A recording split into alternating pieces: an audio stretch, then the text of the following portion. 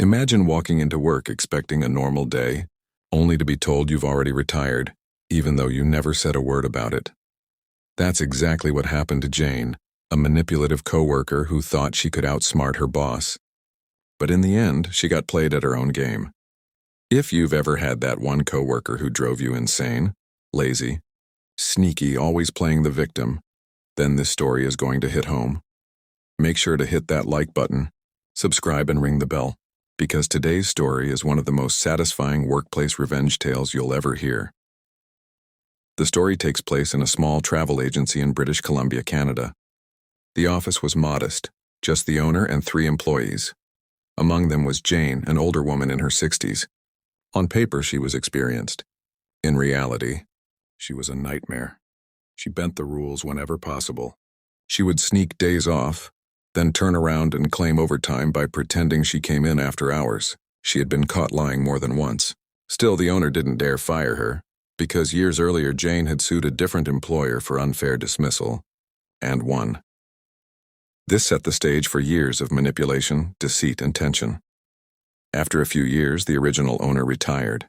The business was sold to Sandy, a hard-working single mom of 2 hockey-loving boys. She took over with big hopes. She wasn't just an employee anymore. She was the owner, responsible for making this small business thrive. And she had a problem on her hands: Jane. Sandy tried to bring order to the office. She introduced clear rules: no unscheduled time off, absolutely no overtime claims without approval. At first, it worked. Jane's scams became less effective, but Jane wasn't done. She found new ways to cause trouble. Sandy, being a devoted mom, sometimes left early to take her boys to hockey games. Jane saw this as her opening. Whenever Sandy wasn't around, Jane would quietly book herself days off. No discussion. No approval. The next morning, Sandy would walk in and find an empty desk. At first, Sandy let it slide. With 2 people in the office, the work still got done, and Jane simply lost a day's pay. In fact, it almost saved Sandy money. But things were about to escalate. One day, Sandy had to take her boys to a hockey tournament. She gave her employees clear notice: no days off during these dates.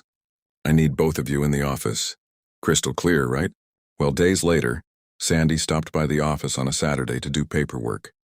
While reviewing travel bookings, she noticed something suspicious. Jane had booked a Vegas trip for her daughter and son-in-law. She had also booked herself a flight to Calgary. The exact dates Sandy said were off limits. When Sandy checked the vacation schedule, sure enough, Jane had booked those very days off. And then came the lie. When Sandy emailed Jane to deny the days, Jane spun a dramatic story. She claimed her daughter was undergoing urgent medical treatment in Calgary, and she had to be there. A classic guilt trip. But Sandy wasn't fooled. She knew the truth. Jane's daughter wasn't getting treatment. She was going to Vegas, and Jane just wanted to babysit. Sandy called out the lie directly in her reply.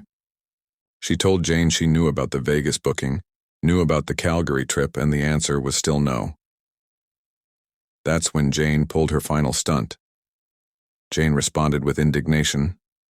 She claimed she wasn't being valued after all her years of dedication, and in her dramatic conclusion she wrote, "If that's how I'm going to be treated, I have no choice but to retire. Consider this my 2 weeks' notice." Most bosses might panic, but Sandy? She saw opportunity. She contacted her accountant, who confirmed, "You've got it in writing." She resigned. You owe her nothing more than 2 weeks' pay. Sandy was ready. Monday morning came. Sandy arrived early with her boyfriend as a witness. She packed Jane's things neatly into a box, except for one item: a small box of index cards where Jane had hoarded sensitive client information. That was company property. When Jane walked in, smiling as if nothing had happened, Sandy stopped her cold. "There's no need to sit down. We've accepted your retirement. Here's your final paycheck." Jane froze. Her smile dropped. "What? I didn't retire. I'm not ready to retire." But Sandy had the emails. Proof in black and white. Jane's words. Jane sputtered, panicked, tried to get the other employee to back her up, but no one came to her defense. When she demanded the box of client info, Sandy flatly refused. "That belongs to the business. and letting you walk out with it would break Canadian privacy law. Jane refused to leave, so Sandy's boyfriend called the police. Minutes later, the RCMP arrived. Jane tried to rant and rave, but the officers sided with Sandy. They handed Jane her personal box of belongings, minus the client files, and then they told her to go home. For most people, that would be the end, but Sandy wasn't done. The very next day, she put a sign in the office window. "Congratulations on your retirement, Jane." She even placed a notice in the local newspaper. And when filling out government forms, Sandy checked the box that said retired, which meant Jane couldn't even claim unemployment benefits. Justice served. The woman who thought she was untouchable, who scammed her way through jobs, who played the victim every time, was forced into retirement against her will. And the best part? It was all by her own hand. Sometimes revenge isn't about anger. It's about patience, letting someone dig their own grave, and then handing them the shovel.